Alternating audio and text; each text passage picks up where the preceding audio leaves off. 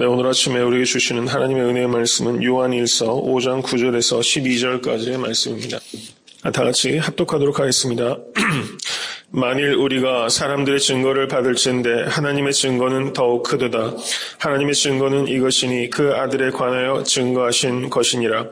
하나님의 아들을 믿는 자는 자기 안에 증거가 있고 하나님을 믿지 아니하는 자는 하나님을 거짓말하는 자로 만드나니 이는 하나님께서 그 아들에 관하여 증거하신 증거를 믿지 아니하였음이라.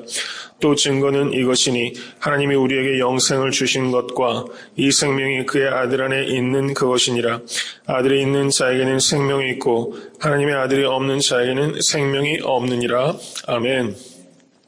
네, 요한일서 5장 11절 12절의 말씀, 이게 복음의 진수라고 할 수 있습니다. 아들이 있는 자에게는 생명이 있고 하나님의 아들이 없는 자에게는 생명이 없느니라. period. 끝입니다. 믿으십니까? 여기에서 이것을 본질이라고 하는 거예요. 여기에서는 우리는 강철 같아야 되는 것입니다. 본질에 있어서는 강철같이, 그리고 비본질에 있어서는 갈대와 같이, 제가 한번 누누이 강조하는 것입니다. 복음의 본질에 있어서 우리는 강철 같아야 됩니다. 근데 오늘 본문에서 하나님께서 예수께서 하나님의 아들이심을 증거하신다고 말씀하셨어요. 이 말씀은 5장 8절의 말씀과 이어지는 것입니다. 증거하는 이가 셋이니 성령과 물과 피라. 또한 이 셋이 합하여 하나이니라. 이렇게 말씀하셨고, 제가 어제 강해를 하면서 이 물이란 세례 요한의 물세례, 그리고 피란 예수 그리스도의 십자가, 이 두 사건이 예수께서 하나님의 아들이심을 증거하는 기념비적인 사건이다, 이렇게 말씀을 드렸습니다. 그리고 성령께서 그것을 그 사실을 우리에게 알리시고 내면화하시고 현재화하시는 성령의 역사가 있다, 이렇게 말씀을 드렸어요. 이러한 일들이 하나님의 증거라는 겁니다. 물과 피와 성령 하나님, 하나님께서 이렇게 증거하셨어요. 증거의 내용은 뭡니까? 예수께서 하나님의 아들이시오 그리스도이시라는 것을 증거하셨다는 거예요. 특별히 요한복음 5장 31절을 1절 이하를 한번 보시기 바랍니다. 요한복음 5장 31절 이하, 요한복음 5장 31절에서 42절까지 보겠습니다. 요한복음 5장 31절에 42절 잘 주의해서 보시기 바랍니다. 내가 만일 나를 위하여 증거하면 내 증거는 참되지 아니하되 나를 위하여 증거하시는 이가 따로 있으니 나를 위하여 증거하시는 그 증거가 참인 줄 아노라. 너희에게 요한에게 사람을 보내매 요한이 진리에 대하여 증거하였느니라. 그러나 나는 사람에게서 증거를 취하지 아니하노라. 다만 이 일을 하는 것은 너희로 구원을 얻게 하려 함이니라. 요한은 켜서 비추는 등불이라. 너희가 일시 그 빛에 즐거이 있기를 원하였거니와 내게는 요한의 증거보다 더 큰 증거가 있으니 아버지께서 내게 주사 이루게 하시는 역사, 곧 나의 하는 그 역사가 아버지께서 나를 보내신 것을 나를 위하여 증거하는 것이요 또한 나를 보내신 아버지께서 친히 나를 위하여 증거하셨느니라. 너희는 아무 때에도 그 음성을 듣지 못하였고 그 형용을 보지 못하였으며 그 말씀이 너희 속에 거하지 아니하니 이는 그의 보내신 자를 믿지 아니함이니라. 너희가 성경에서 영생을 얻는 줄 생각하고 성경을 상고하거니와 이 성경이 곧 내게 대하여 증거하는 것이로다. 그러나 너희가 영생을 얻기 위하여 내게 오기를 원하지 아니하는도다. 나는 사람에게 영광을 취하지 아니하노라. 다만 하나님을 사랑하는 것이 너희 속에 없음을 알았노라. 이렇게 말씀하고 계세요. 여기 보시면 아버지께서 내게 주사 이루게 하시는 역사, 곧 나의 하는 그 역사가 아버지께서 나를 보내신 것을 나를 위하여 증거하는 것이요. 이렇게 말씀하고 있어요. 그리고 하나님께서 친히 예수님을 위하여 증거하신다. 이렇게 말씀하셨습니다. 예수께서 하시는 역사가 예수께서 누구신지를 증거한다는 거예요. 예수님의 가르치시는 바가 예수님께서 누구신지를 증거합니다. 여러분 복음서에 보시면은 사람들이 어떻게 말합니까? 예수님의 권세에 있는 가르침을 보고 사람들이 놀랐다. 새 교훈을 보고 놀랐다. 이렇게 말씀하고 있어요. 예수께서 가르치시는 것이 곧 예수께서 하나님으로부터 오신 분이라는 것을 증거하는 것이다. 그리고 예수께서 행하시는 모든 기적들이 예수께서 하나님으로부터 오신 이심을 증거하는 거예요. 그것이 바로 하나님의 증거입니다. 하나님께서 친히 그렇게 증거하셨어요. 요한복음에서 그렇게 말씀하고 있고 저는 요한일서를 강의하면서 참 놀라운 걸 많이 느껴요. 이 요한복음과 이 연결되는 게 정말 너무 밀접하게 연관되고 있어요. 그것을 느끼고 있습니다. 여러분, 제가 성경을 이해하실 때 그 아이스버그 티어리를 말씀드렸어요. 빙산을 보시면 빙산의 수면 위로 나오는 부분은 아주 좁아요. 근데 밑에 하부 구조는 굉장히 크지 않습니까? 그 요한복음을 우리가 강의를 제가 1년여 했는데 그 요한일서를 보다 보니까 이게 너무 연결이 되는 거예요. 이제 저는 그러니까 요한 2서하고 요한 3서도 이어서 그냥 강의를 할 계획입니다. 그 다음에 아모스서로 갈 생각인데요.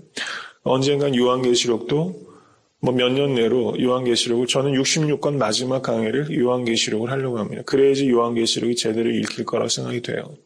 근데 요한계시록을 읽을 때 요한복음과 요한 1, 2, 3서를 읽은 게 엄청난 자산이 돼서 요한계시록을 해석하는데 굉장히 크게 도움이 될 것이다. 저는 그런 생각을 좀 하게 되고 벌써부터 기대가 됩니다. 예수님께서는 요한복음을 보시면 나는 아버지께서 보내신 자다. 이렇게 무수하게 말씀을 하셨어요. 요한복음 4장 34절을 보셔도 예수께서 이르시되 나의 양식은 나를 보내신 이의 뜻을 행하며 그의 일을 온전히 이루는 이것이니라. 요한복음 5장 24절을 보셔도 내가 진실로 진실로 너에게 이르노니 내 말을 듣고 또 나 보내신 이를 믿는 자는 영생을 얻었고 심판에 이르지 아니하나니 사망에서 생명으로 옮겼느니라. 믿으십니까? 예수님의 말씀과 예수님의 하시는 일들을 보면 하나님으로부터 보내신 받은 분이라는 것을 알 수밖에 없다는 거예요. 근데 유대인들은 그것을 못 알아봤어요. 그리고 예수님께서 제가 조금 전에 읽었던 요한복음 5장 31절 이하를 보시면 성경이 예수께서 누구신지를 증거한다 라고 말씀하십니다. 구약 성경은 오실 예수님에 대한 예언이고 신약 성경은 오신 예수님에 대한 증거입니다. 구약 성경은 그 초점이 예수 그리스도에게 있어요. 예수께서 구약을 풀어서 엠마오로 가는 두 제자에게 가르치신 바도 있습니다. 이렇게 하나님 자신이 예수 그리스도의 말씀과 또 기적을 통해서 예수님께서 하나님의 아들이심을 증거하셨고 성경도 그렇게 증거하였다라고 요한복음에서는 가르치고 있는 것입니다. 다시 오늘 요한일서로 돌아오게 되면 하나님께서 예수께서 누구신지를 친히 증거하셨어요. 그리고 그 뒤에 10절을 보십시오. 하나님의 아들을 믿는 자는 자기 안에 증거가 있고 하나님의 아들을 믿는 자는 자기 안에 증거가 있습니다. 하나님의 아들을 믿으십니까? 예수께서 하나님의 아들이심을 믿으세요? 그러면 그것이 자기 안에 증거가 있다는 거예요.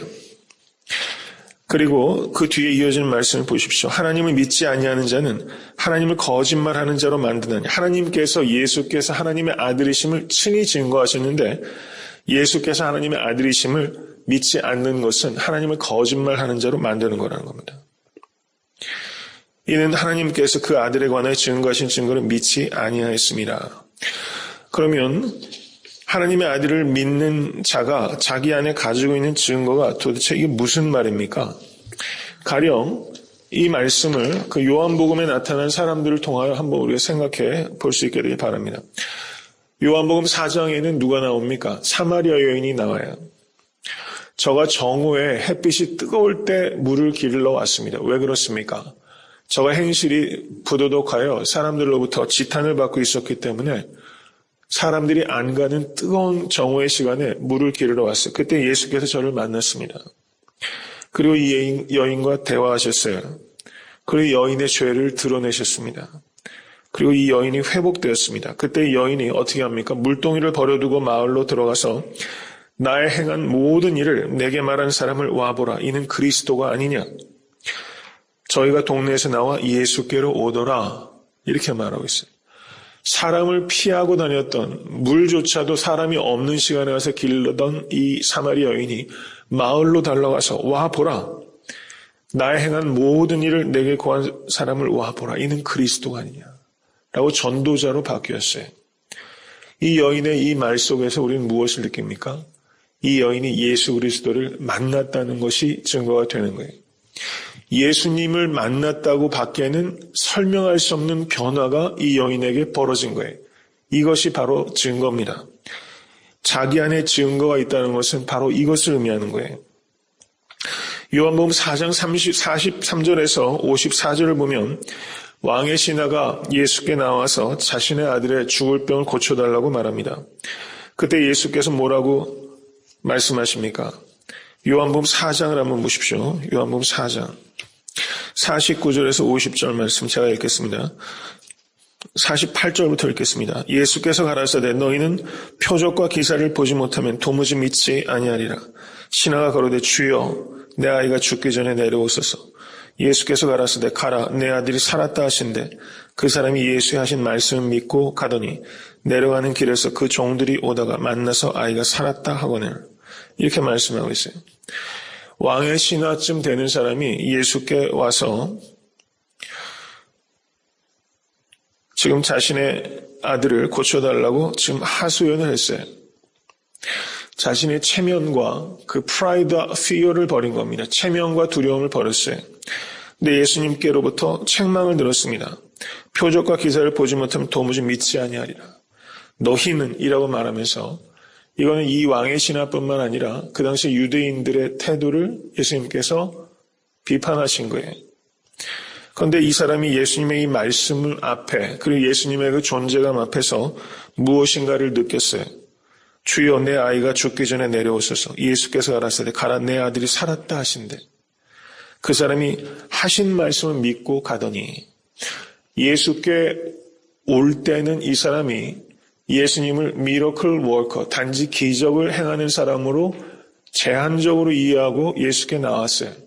근데 예수님과의 만남을 통해서 이 사람이 예수께서 누구신지에 대해서 깨달음을 얻은 것입니다. 여러분 한번 생각해 보세요. 아이가 죽을 병에 걸렸어요. 근데 이 사람한테 가면 병을 고쳐주는 것을 알아요. 그런데 예수께서 내 아들이 살았다라는 말씀을 듣고 어느 부모가 돌아갈 수 있겠어요? 여러분 바지끄레기라도 끌고서 억지로 해도 데려가려고 하겠죠. 그런데 이 사람은 어떻게 합니까? 그 아비가 왕의 신하쯤 되는 사람이 여기서 하신 말씀을 믿고 갔다라고 말했어요. 여기는 엄청난 변화가 일어난 거예요. 이 사람은 이제 예수님을 단지 기적을 행하는 미러클 워커가 아니라 예수 그리스도를 그리스도와 그리고 하나님의 아들이심을 무엇인가를 통해서 예수 그리스도의 말씀과 그 존재를 통해서 이 사람이 깨달은 것입니다. 무엇인가 큰 변화가 이 사람에게 벌어진 거예요. 그리고 예수의 말씀만 믿고 저가 가게 되었어요.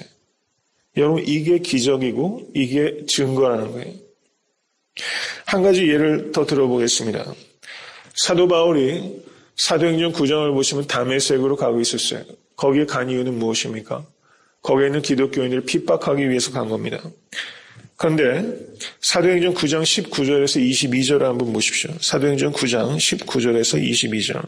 제가 읽겠습니다. 음식을 먹으며 강건하여지니라. 사울이 다메섹에 있는 제자들과 함께 며칠 있을새 즉시로 각 회당에서 예수의 하나님의 아들이심을 전파하니 듣는 사람이 다 놀라 말하되 이 사람이 예루살렘에서 이 이름 부르는 사람을 잔해하던 자가 아니냐. 여기 온 것도 저희를 결박하여 대제사장에게 끌어가고자 함이 아니냐 하더라. 사울은 힘을 더 얻어 예수를 그리스도라 증명하여 다메섹에 사는 유대인을 굴복시키니라. 아멘. 여기에서 사도 바울이 증거한 내용이 역시 두 가지죠. 20절 말씀 보세요. 예수의 하나님의 아들이심을 전파했고 22절 예수를 그리스도라 증명했어요. 예수를 하나님의 아들이라고 증명하고 예수를 그리스도라고 증명했어요. 어떻게 증명이 됐다고 생각하세요? 논리적으로 이게 증명이 됩니까? 과학적으로 증명이 됩니까? 무엇으로 증명이 됩니까? 그 증명이 21절에 있다는 거예요. 이 사람이 예루살렘에서 이 이름 부르는 사람을 잔해하던 자가 아니냐. 잔해하던 자가 잔해하기 위해서 다메섹으로 왔는데 정작 다메섹에서는 무엇을 증거해요? 예수께서 하나님의 아들이시며 그리스도라는 것을 증거하고 있어요. 이게 말이 안 되는 변화가 나타난 거예요. 이 변화가 어떻게 설명이 됩니까? 예수를 다메섹 도상에서 부활의 주님을 만났기 때문에 벌어지는 변화예요. 이것이 바로 내적 증거라는 것입니다. 이것을 우리의 삶 가운데 적용한다면 어떻게 그리스도인인 우리가 예수께서 하나님의 아들이시요 그리스도라는 것을 증명합니까? 우리의 삶 속에 저 사람이 하나님의 아들이시고 그리스도이신 예수를 만났다고 밖에는 설명할 수 없는 변화가 있을 때, 그것이 바로 내적 증거입니다. 그때 사람들은 예수가 그리스도이시고 하나님의 아들이시라는 것을 믿게 된다는 거예요. 여러분, 이것을 깊이 생각하셔야 됩니다. 예수님의 부활을 어떻게 증명합니까? 성경을 한번 보세요. 예수님의 부활에 대해서 막 쭉 그것을 과학적인 논문처럼 예수 그리스도의 부활을 증명합니까? 그렇지 않아요. 부활한 예수 그리스도를 만났다고 밖에는 설명할 수 없는 삶의 변화를 통해서 부활이 증거되는 거예요. 여러분, 예수 그리스도께서 사셨을 때 제자들이 모두 예수를 부인하고 도망가 버렸어요. 예수님이 사셨을 때 도망가 버렸는데 그 모든 제자들이, 사도 요한은 순교하진 않았지만 저 마지막까지 핍박을 받지 않았습니까? 나머지 11명의 사도들은 다 순교했어요. 이게 희한하지 않아요? 엔도 슈샤쿠라는 일본의 작가, 그걸 질문한 겁니다. 여러분, 정승 때 개가 죽으면 사람들이 모이지만 정승이 죽으면 사람들이 가지 않는다는 말도 있어요. 그런데 예수께서 사셨을 때 다 도망갔던 이 제자들이 죽은 예수를 위하여 다 순교하고 있다는 거예요. 도대체 이게 어떻게 가능하냐? 그 대답은 오직 하나라고 대답할 수 있다는 거예요. 그들은 부활의 주님을 만났다는 겁니다. 예수는 죽지 않았다는 거예요. 그래서 예수를 버렸던 제자들이 다 예수를 위하여 저들이 순교하고 마지막까지 헌신하지 않습니까? 부활은 그런 방식으로 증명되는 것입니다.